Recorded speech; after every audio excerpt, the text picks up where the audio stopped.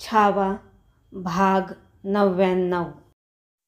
ठण ठण ठण. पहाट वाऱ्याबरोबर कानी येणारे नाद संभाजीराजे ध्यानपूर्वक ऐकू लागले. मधूनच त्या नादात पक्ष्यांचा कालवा मिसळत होता. जगदीश्वराच्या मंदिरात काकड आरती फिरत होती. छातीशी हात नेत तिला युवराजांनी मान दिला. हात तळव्याचे दर्शन घेऊन शालनामा हटवून त्यांनी मंचक सोडला. खासेवाड्याच्या सुखदालनात ते रात्री बराच वेळ तळमळले होते. उत्तर रात्रीला केव्हा तरी त्यांचा डोळा लागला असावा हे आठवताच त्यांनी पहाऱ्याला साद घातली. कोण आहे? एक धारकरी पेश आला. हात तोंड क्षाळण्यासाठी हमाम्याकडे जाताना त्याला आज्ञा मिळाली, जरा चांगोजींना पेश पाठव. थोड्या वेळात पोसाने हात तोंड पुसणाऱ्या युवराजांसमोर चांगोजी पेश झाला. एवढ्या फाटचं का याद करावं या विचाराने तो बावचळला होता.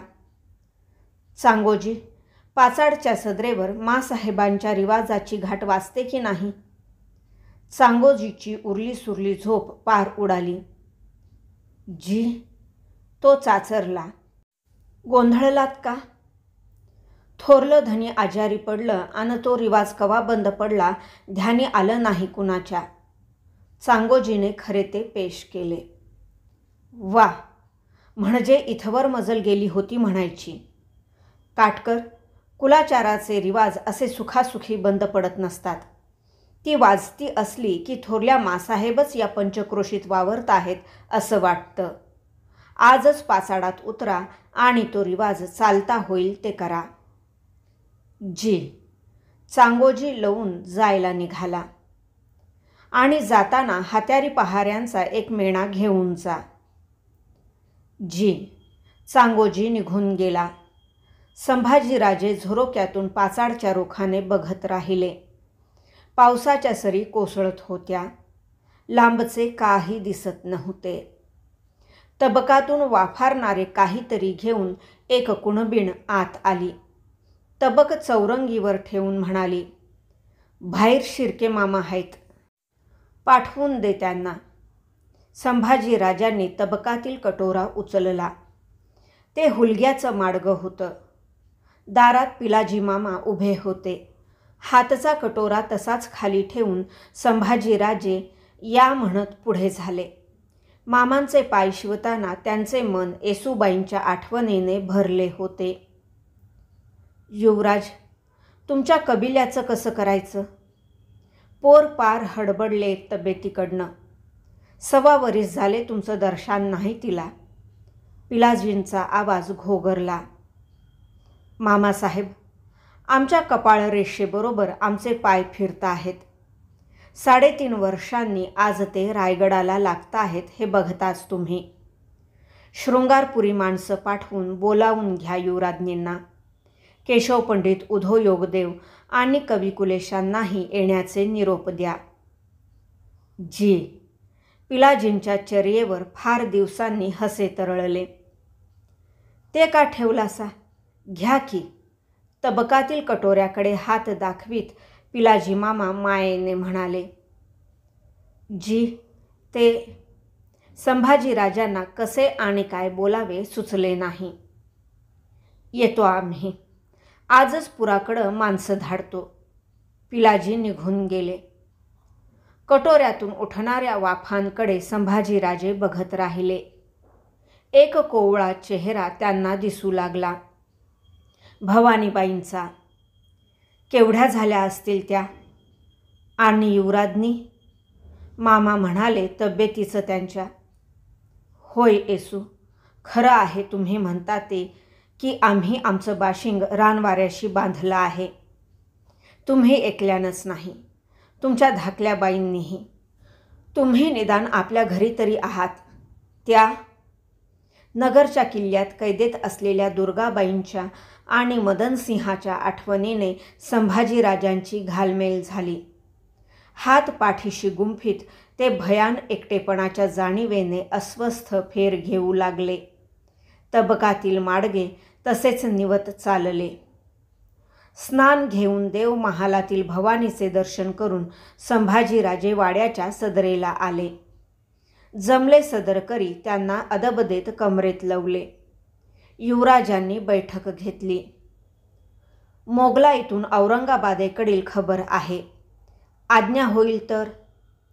राघव स्वानंद दफ्तरदार बोलले. संभाजीराजांनी मंजुरीचा हात उठविला. खबर सदरकरी ध्यान देऊन ऐकू लागले. दिल्ली दरबारनं दख्खन सुभा शाह आलम यास परत बोलावून घेऊन त्यांच्या जागी खान जहान बहादूर कोकलताश याला नामजाद केले आहे. औरंगाबादेत उतरलेला खान फौजबंदी करीत आहे. कपाळी आठी धरलेले संभाजीराजे चिंताक्रांत झाले. महाराजांच्या निधनाचा समय धरून हा अर्थपूर्ण बदल होत होता. शाह आलमनं सुभेदार असताना कधी औरंगाबाद सोडले नव्हते. दफ्तरदार, मोगलाईच्या तोंडावरच्या किल्लेदारांना या बदलाची पत्रे द्या. ठाणीकडे कोट बांधून सावधानगीनं राहण्यास लिहा. जी. राघव स्वानंद लवले. मामासाहेब, पन्हाळ्याला जासूद पाठवून मल्होजींना कैदी रवाना करण्याचा निरोप धाडा. संभाजीराजांनी हंबीररावांना सांगितले. जी. जामदारखाना, दफ्तरखाना, जवाहीरखाना समद्यासनी मोहर आहेत. त्या तुटल्याशिवाय गड राबता होत नाही. हंबीररावांनी कारभारी लोकांची कुचंबना मांडली. गडाची ही सुद्धा नाकेबंदी झालेली ऐकताना संभाजीराजे क्षणभर कष्टी झाले. मग निर्धारपूर्वक म्हणाले, सरलष्कर, तुम्हीच कारखान्यांच्या प्रमुखांच्या साक्षीनं मोहरा तोडून टाका. साऱ्या बारदाण्यांची तपशीलवार यादी सिद्ध करायला सांगा प्रमुखांना. आणि आबाजी, तुम्ही सुरनिसी दप्तर हाती घ्या. एक तक्रारी अर्ज आहे स्वामी. राघव स्वानंदांनी दुसरा मामला पुढे घातला. कुणाचा? बैलहोंगल तर्फेच्या मुरगोडचे देसाई माणकू रुद्राप्पा यांचा. काय म्हणतात माणकोजी? आम्ही त्यांना पन्हाळ्याहून लिहिले होते की खंडणीचा तह महाराज साहेबांनी केला आहे तसाच चालवू म्हणून. त्याबद्दल नाही त्यांची तक्रार. माणकोजी खंडणी वसूल करून बेळगाव तर्फेच्या कटोरगडाच्या इमारतींच्या देखरेखीसाठी व तणख्यासाठी देतात. सध्या आपले अधिकारी विठ्ठल हरी त्या भागातून खंडणी म्हणून मध्येच पैसा वसूल करत आहेत. त्यामुळे कटोरगडच्या भरण्यात तूट पडत आहे.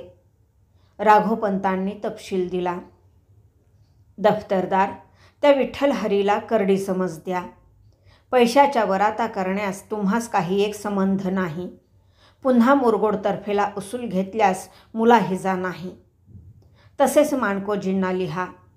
कटोरगडचा भरणा पूर्वीप्रमाणे करणे. तूट तसदी न देणे. जी. सदरेवरची माणसे संभाजीराजांचे सावध, तातडीचे आणि अचूक निर्णय ऐकून मनोमन समाधानी होत होती. पाचाडच्या मासाहेबांचा मेणा मनोऱ्यापाशी आलाय. चांगोजीने पाठविलेल्या धारकऱ्याने पेश येत वर्दी दिली. संभाजीराजे बैठक सोडून उठले. माणूस मेळाने आघाडी मनोऱ्याकडे चालले. त्यांना बघताच ठाण झाल्या मेण्यातून पुतळाबाई बाहेर आल्या. संभाजीराजांनी त्यांची पायधूळ घेतली. हंबीरराव, राघवपंत, येसाजी, आनंदराव साऱ्यांनी मुजरे भरले. चला व मासाहेब. संभाजीराजांनी 7 महालाकडे जाणाऱ्या पालखी दरवाजाकडे हात रोख दिला. जिंदगीचे सारे सारे गंगासागरात अर्पण केल्यासारख्या पुतळाबाई चालत होत्या. सकवारबाईंच्या महाली येताच त्या म्हणाल्या, युवराज, जरा राजोपाध्यांना बोलावून घ्या. स्वारींचे धर्मशास्त्राप्रमाणे करायचे जे जे राहून गेले आहे ते त्यांच्या सल्ल्याने आम्ही करणार आहोत. त्यांचा आवाज आभाळातून उतरल्यासारखा वाटत होता. संभाजीराजांनी बाळंभट राजोपाध्यांना वर्दी दिली. शास्त्रीबुवा, सकवारबाईंच्या महाली ते रुजू झाल्यावर पुतळाबाईंनी त्यांना प्रश्न केला, स्वारींचे कोणकोण विधी राहून गेले? स्वामींचे अंत्यसंस्कार भडाग्नीने झाले आहेत. त्यांची शास्त्रशुद्ध मुंज झाली होती. संस्कारशास्त्रयुक्त मंत्राग्नीने व्हायला पाहिजे होते. तुम्ही असतानाही ते झाले नाहीत. काय समजावं आम्ही? पुतळाबाईंच्या डोळ्यात सात्विक संतापाची झाक चमकली. चरकलेले राजोपाध्ये घाईने म्हणाले, आम्ही असण्याचा प्रश्न नव्हता मासाहेब. स्वामींच्या संस्कारांना ज्येष्ठ म्हणून मंत्राग्नीसाठी युवराजांची आवश्यकता होती. मग आता काय करता येईल? शास्त्रार्थ काय सांगतो? चुटपुट लागलेल्या संभाजीराजांनी विचारले. अजूनही शास्त्रसंमत विधी करता येतील स्वामींचे. कसे? कुठेतरी खोलवर समाधान लाभलेल्या संभाजीराजांनी विचारले. स्वामींची काष्ठ प्रतिमा सिद्ध करून युवराजांच्या हस्ते तिला मंत्राग्नी देऊन पिंडदान करावं लागेल. संभाजीराजे आणि पुतळाबाई एकमेकांकडे बघतच राहिले. ठीक आहे शास्त्री बुवा, तुम्ही शास्त्राप्रमाणे सिद्धता करा, पुतळाबाई निर्धाराने म्हणाल्या. जी. राजोपाध्ये जायला निघाले. आणि हे बघा, आमच्यासाठी एक मुहूर्त शोधा. आम्ही अग्निभक्षण करणार आहोत. मासाहेब, संभाजीराजे कळवळून काही बोलणार तोच हात उठवून तो डोलवीत पुतळाबाई म्हणाल्या, हं युवराज, तुम्ही वचन दिलंय आम्हाला. आता पायगोव्याचं काही बोलू नका. शांतपणे पुतळाबाई अंतःपुराकडे निघूनही गेल्या. कोंडल्या घशाने त्यांची पाठमोरी मूर्ती बघणाऱ्या शंभूराजांना कळून चुकले. आबासाहेब, तुमच्या जबानीचंही बळ आमच्या ठायी नाही.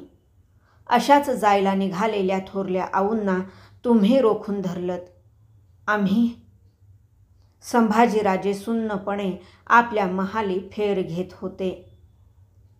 धनी, आत आलेला रायाजी बोलता बोलता रुकला. काय? पुरासनं आलेली सरकार स्वारी गड चढतेय. संभाजीराजे खिळल्यासारखे झाले. आठवणींचा गंगासागर खळबळला. येसूबाईंची रूपेच रूपे क्षणभरात डोळ्यांपुढून सरकून गेली. चल. त्याच पावली संभाजीराजे आघाडी मनोऱ्याकडे निघाले. मनोऱ्याच्या दुसऱ्या मजल्यावरून नाणे दरवाजातून येणाऱ्या वाटेला त्यांचे डोळे खिळून पडले. केशव पंडित, उधो योगदेव, चांगोजी, कवी कुलेश, पिलाजी यांनी धरल्या मेळातून एक पडदाबंद मेणा मनोऱ्याच्या पायथ्याशी ठाण झाला. त्यातून 1.5 वर्षाच्या भवानीबाईंना छातीशी बिलगत घेत धाराऊ प्रथम उतरली. भवानीबाई उंच नीच मनोऱ्याकडे टुकूटुकू बघत होत्या. मनोऱ्याच्या दगडबंद उंबरठ्याला हात लावून तो मळवटाशी नेत येसूबाई बाले किल्ल्यात आल्या. संभाजीराजांनी मनोरा सोडला. येसूबाई 7 महालाकडे गेल्या. मासाहेब, पुतळाबाई, सकवारबाई आणि होय सोयराबाईंचीही पायधूळ मळवटी घेण्यासाठी.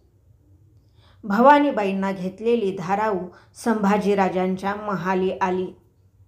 तिच्या काखेतून भवानीबाईंना आपल्या भुजेवर घेत संभाजीराजांनी म्हातारीच्या पावलाला हात लावताच ती फुटली. ओढीनं राजांना जवळ घेत त्यांच्या चर्येवरून आपली थरथरती बोटे फिरवून ती कानशील अशी मोडत म्हणाली, किती रसोकलास माझ्या लेका, कशानं काय काय घडलं म्हणावं हे. भवानीबाईंच्या गालावर ओठ टेकणाऱ्या संभाजीराजांना बघून तर तिचे डोळे पाघळू लागले. दादा महाराज.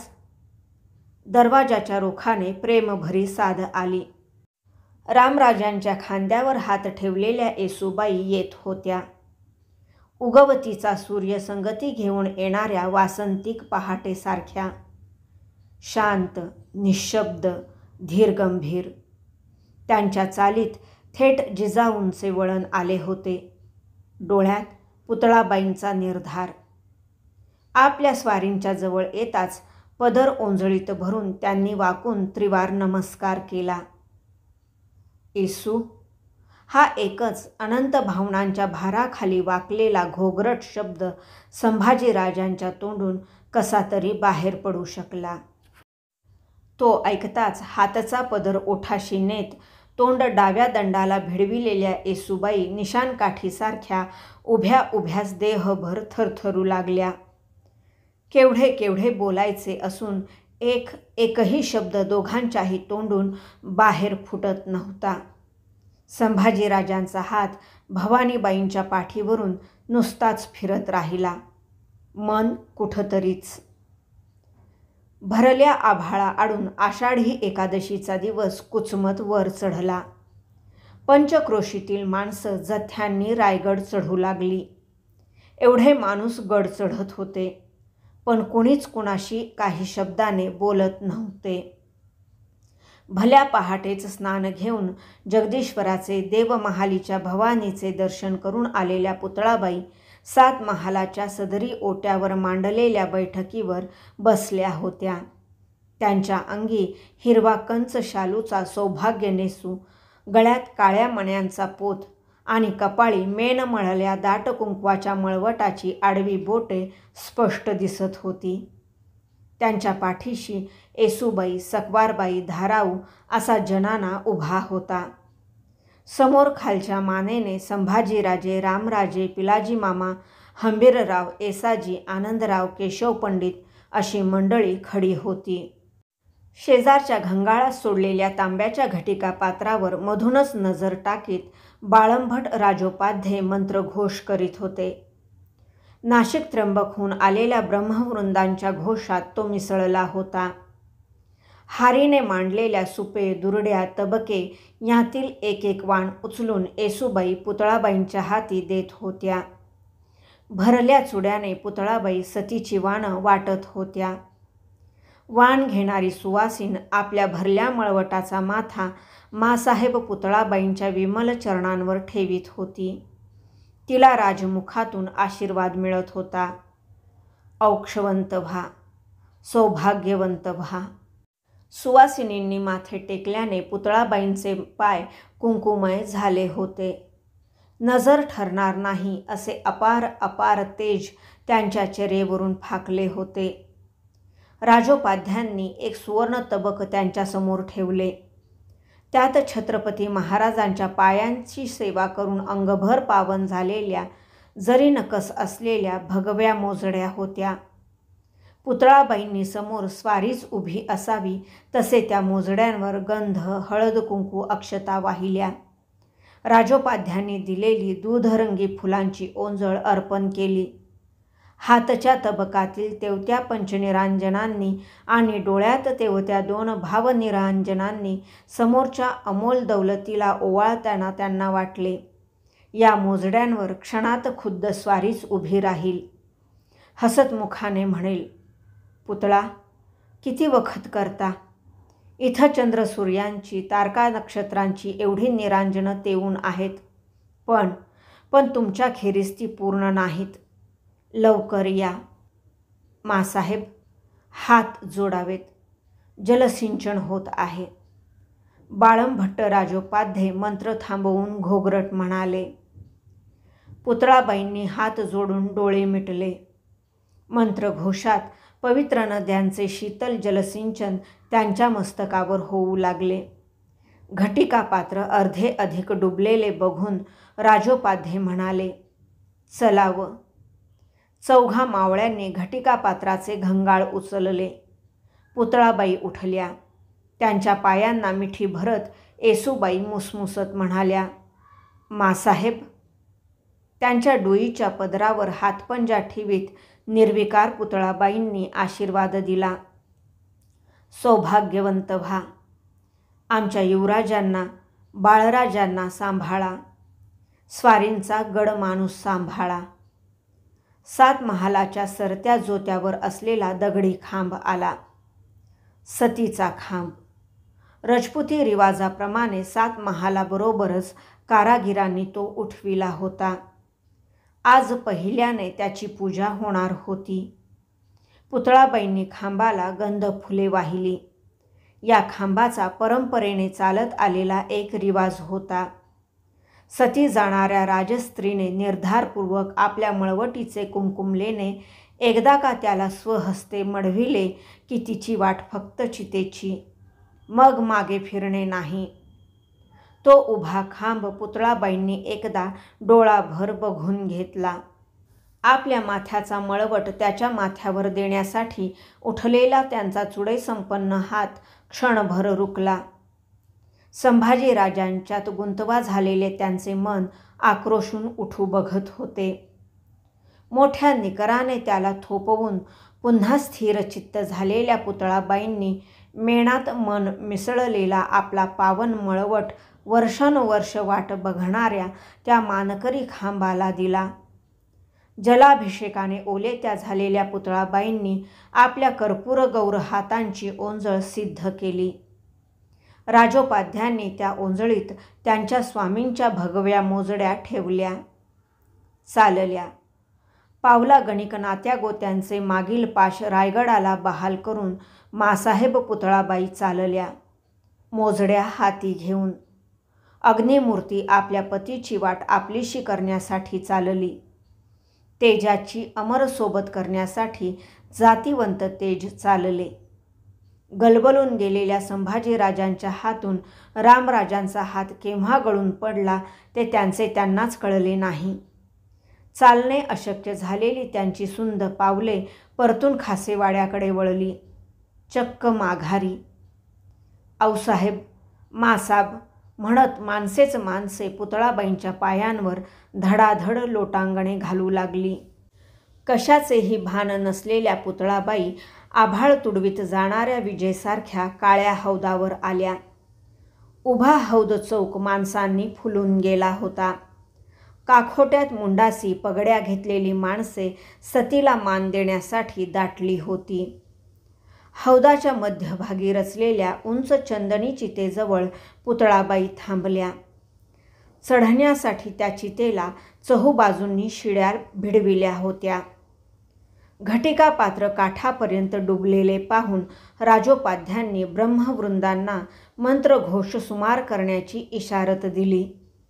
सतीजवळ येत ते हात जोडून म्हणाले, मासाहेब, मुहूर्त घटिका भरत आली. चूड कुणा हस्ते घेणार? युवराजांच्या. चितेवरची नजर न ढळविता निर्धारी बोल आले. मान डोलवीत राजोपाध्ये दाटल्या कंठाने म्हणाले, क्षमा असावी, युवराज आले नाहीत इथं. मतलब? त्यांना वर्दी द्या. सांगा, तुम्ही युवराज असलात तरी आम्ही राणीसाहेब आहोत. आमची आज्ञा आहे. येऊन सूड द्या आम्हास. त्यांच्या डोळ्यात जगदंबेचे पाजळलेले पोत जणू उतरले होते. जी. राजोपाध्यांनी आज्ञापावती करायला माणूस पिटाळला. त्याने पेश येऊन संभाजीराजांना ती आज्ञा शब्दाबर हुकूम सांगितली. डोळे निपटून बांधील मनाने आज्ञाधारक संभाजीराजे काळ्या हौदावर रुजू झाले. पुतळाबाईंच्या पायांवर आपले मस्तक ठेवीत म्हणाले, आम्ही आलोत मासाहेब. औक्षवंत व्हा, विजयवंत व्हा. पुतळाबाईंनी शेवटचा आशीर्वाद दिला.